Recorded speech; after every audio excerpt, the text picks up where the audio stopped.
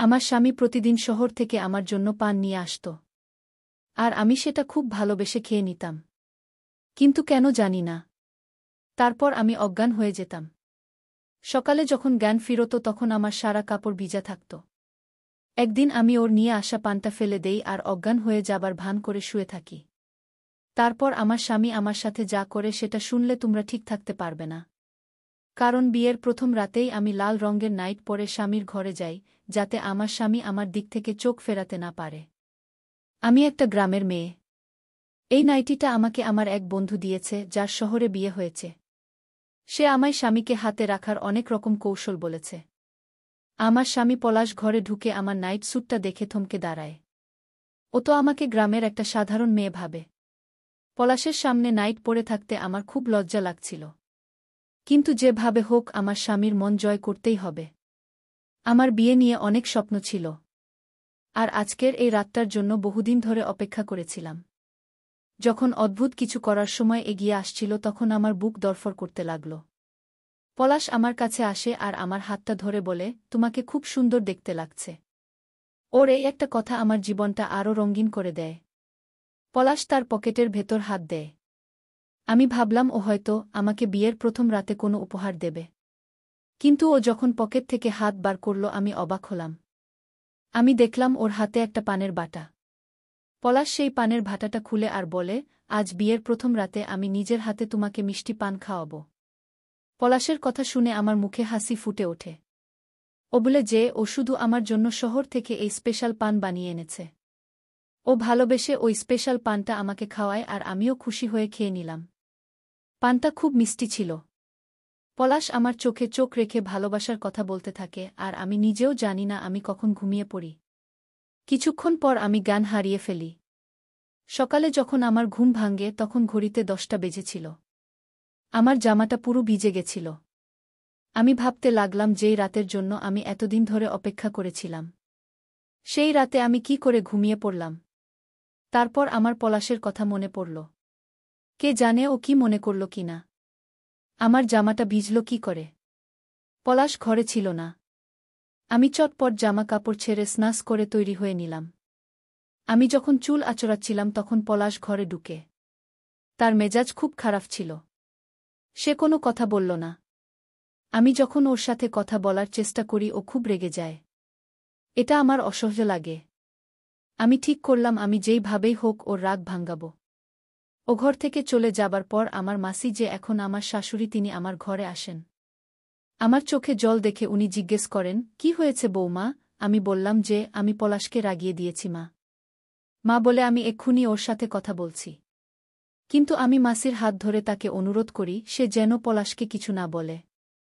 না হলে ও আরও রেগে যাবে। আমার কথা শুনে মাসি চুপ করে যায় আর বলে ছোট ছোট ব্যাপারে অভিমান করো না।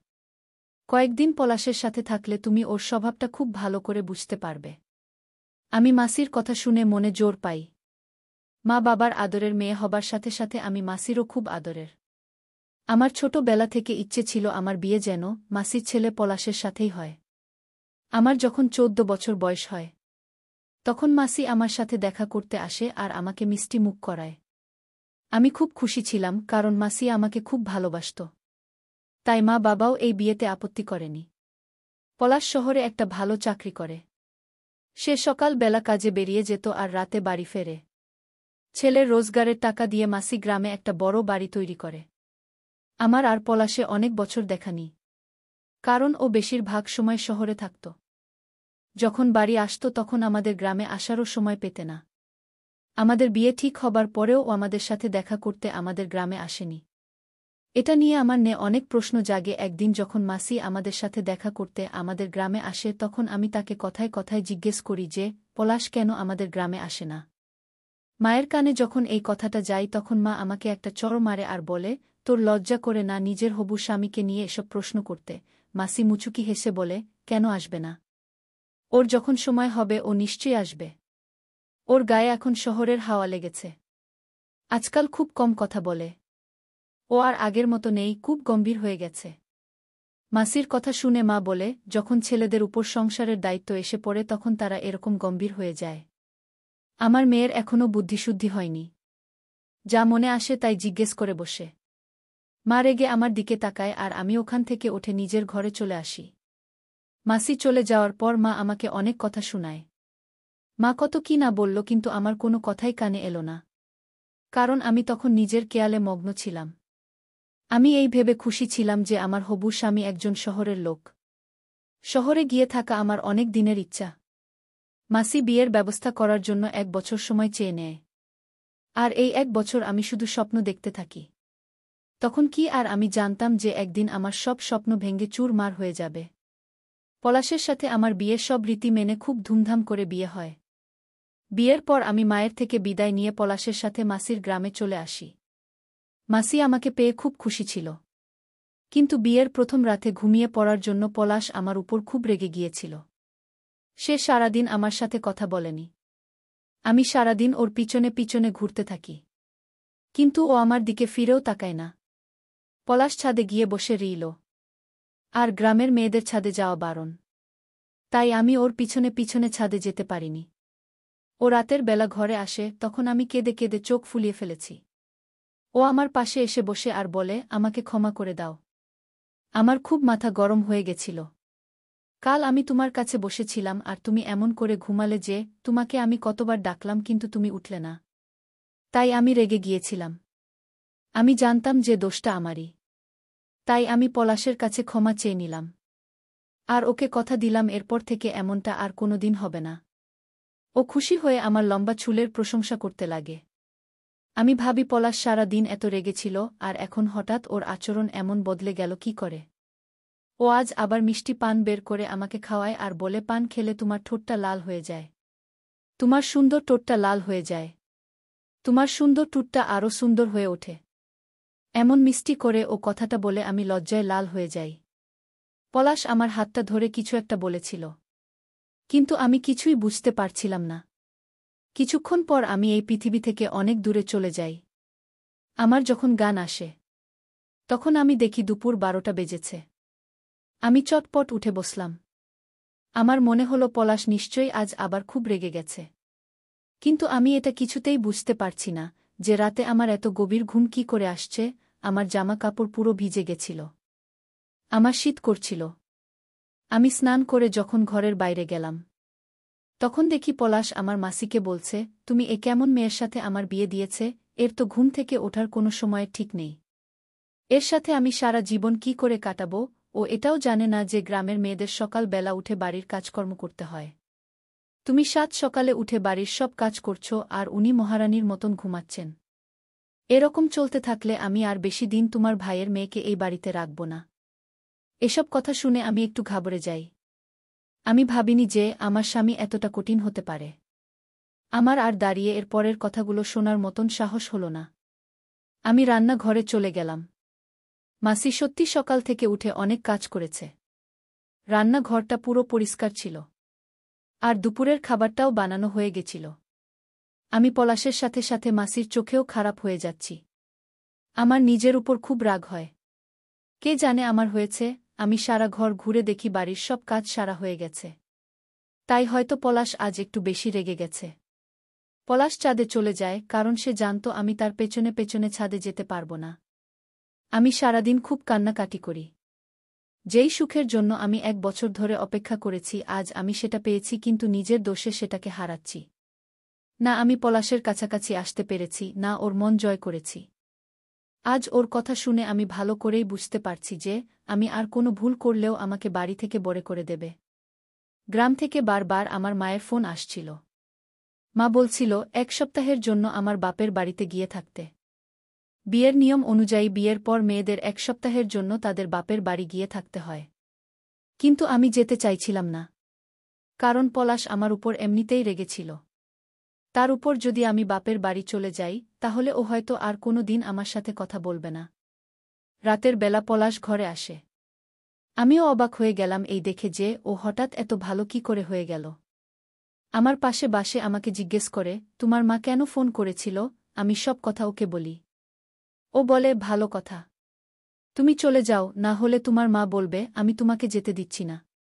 কাল থেকে আমার অফিস শুরু হয়ে যাবে। আমি ভোরবেলা বেরিয়ে যাব আর রাতে বাড়ি ফিরব। তুমি 1 সপ্তাহ ওখানে কাটিয়ে এসো আর মাকেও তোমার সাথে নিয়ে যাও। আমার পলাশের থেকে দূরে থাকতে ইচ্ছে করছিল না। কিন্তু আমার সাহস হচ্ছিল না ওকে না বলার। তাই আমি রাজি হয়ে গেলাম। ও আবার মিষ্টি পান বের করে আমার মুখে ঢুকিয়ে দেয় আর বলে, তুমি এটা আস্তে আস্তে খাও। কোনো তাড়া নেই। এটা শহর থেকে আনা খুব ভালো পান। এটা খেলে তোমার ঠোঁটটা লাল হয়ে যাবে আর তোমাকে খুব সুন্দর দেখাবে। পলাশের এরকম পরিবর্তন আমাকে অবাক করে দেয়। ও বাইরে যতটা কঠিন ভেতরে ততটাই নরম। ও ভালোবাসতে জানে। আর ওর রাগ হওয়াটাই স্বাভাবিক। আমার ভুলের জন্যই ও রেগে যায়। পলাশ বলে, আমি মাকে বলে এসেছি যে তুমি কাল তোমার গ্রামে যাবে। ততক্ষণ তুমি আমার জন্য অপেক্ষা করো। পলাশের কথা শুনে আমি মুচকি হাসলাম। মনে মনে ঠিক করলাম আজ আমি কিছুতেই ঘুমাব না। এখানে বসে ওর জন্য অপেক্ষা করব। মায়ের কাজ যাওয়ার আগে আমি আমাদের মধ্যে সব দূরত্ব মিটিয়ে নিতে চাই। আমি তাড়াতাড়ি আমার নাইটটা পরে নিলাম। আয়নাতে আমার ছবি দেখে আমি অবাক হলাম। ও ঠিক বলেছিল, আমার ঠোঁটটা পুরো লাল হয়ে গেছে। আমি বিছানায় বসে পলাশের জন্য অপেক্ষা করতে লাগলাম। কিন্তু পলাশের ফিরে আসার আগেই আমি ঘুমিয়ে পড়লাম। সকাল 9টা যখন আমি চোখ খুললাম তখন পলাশ কাজে বেরিয়ে গেছে। ও অনেক ভোরবেলা বেরিয়ে যেত কারণ শহরতে পৌঁছাতে ঘণ্টা 2 সময় লাগত। আমার খুব কান্না পাচ্ছিল। আমার বিয়ের 1 সপ্তাহ হয়ে গেল। কিন্তু এখনও আমি পলাশের সাথে কোনো সম্পর্ক তৈরি করতে পারিনি। ওর রাগ হওয়াটাই স্বাভাবিক। আমি বুঝতে পারছি না আমার জামা কাপড় এত ভিজে গেল কি করে। আমি যখন ঘর থেকে বেরিয়ে এলাম তখন দেখলাম মাসি গ্রামে যাওয়ার জন্য তৈরি হয়ে বসে আছে। মাসি আমাকে দেখে বলে, পলাশ তো বেরিয়ে গেছে। এখন আমাদেরকে গ্রামের জন্য রওনা দিতে হবে। আমি মাসির সাথে গ্রামে গ্রামে রওনা দিলাম কিন্তু আমার মন পলাশের সাথে শহরে চলে গেছিল।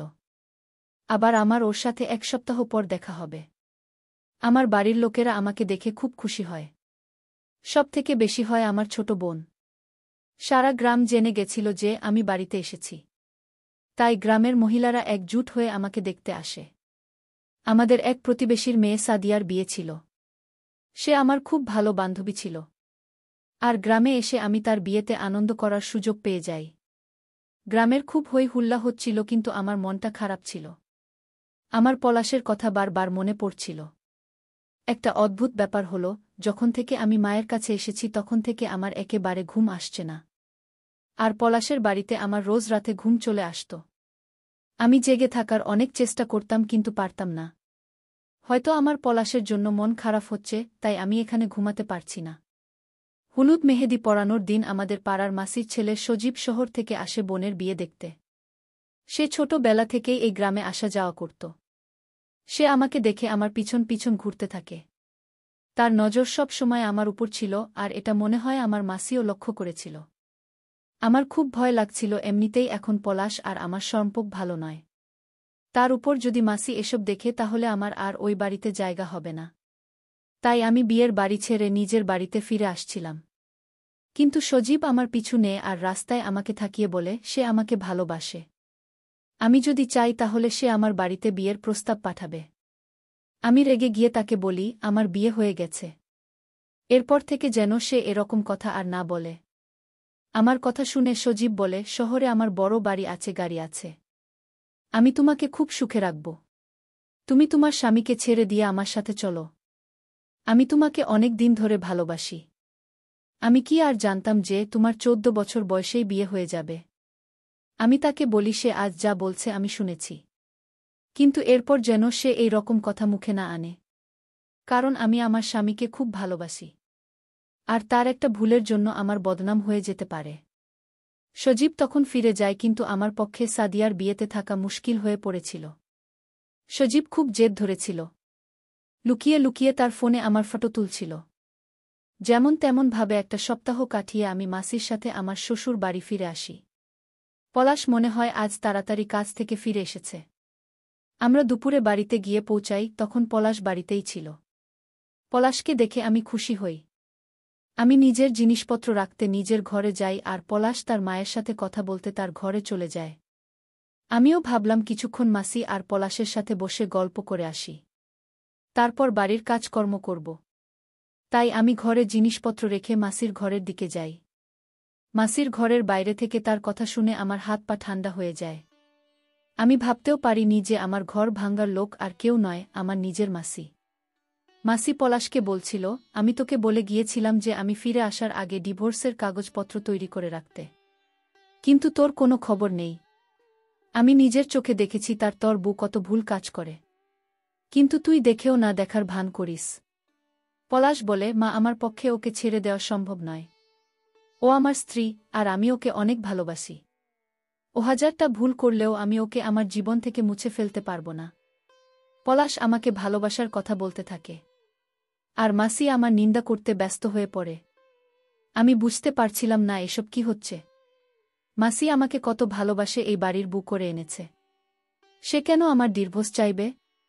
আর পলাশ, যাকে আমার খুব কঠিন মনে হয়েছিল, সে বলছে সে আমাকে ভালোবাসে। আর পলাশ আমার হয়ে তার মায়ের সাথে ঝগড়া করছে। আমার মনটা খুব অস্থির হয়ে ওঠে। রাতে যখন পলাশ আমার ঘরে আসে তখন আমার পান খেতে একদম ইচ্ছে করছিল না। আমি পানটা ওর হাত থেকে নিয়ে নিলাম। যখন মাসি ওকে কিছু কাজের জন্য ডাকে তখন ও ঘরের বাইরে বেরিয়ে যায়। আমি পানটা একটা কোণায় লুকিয়ে ফেলি। আমার তখনও ঘুম পায়নি। তাই আমি চুপ করে চোখ বন্ধ করে শুয়ে পড়ি। যখন পলাশ ঘরে আসে তখন আমি যা সব দেখলাম তা আমার কাছে অবিশ্বাস্য। পলাশ একটা পুলো কলসির জল আমার গায়ে ঢেলে দেয়। কিন্তু আমি চোখ খুললাম না। আজ আমি পুরো ব্যাপারটা বুঝতে চাই। পলাশ কার যেন একটা নাম ধরে ডাকে আর তাকে বলে, ভেতরে এসো। ও পুরোপুরি অজ্ঞান হয়ে গেছে। তারপর একটা সুন্দর দেখতে মেয়ে আমার ঘরে ঢোকে আর এসে আমার খাটে পলাশের পাশে বসে। তারপর ওরা দুজনে খুব অদ্ভুত হতে শুরু করে। আমি আর সহ্য করতে পারছিলাম না। আমার গোটা গা ভিজে গেছিল আর আমি ঠান্ডায় কাঁপছিলাম। আমি উঠে বসলাম।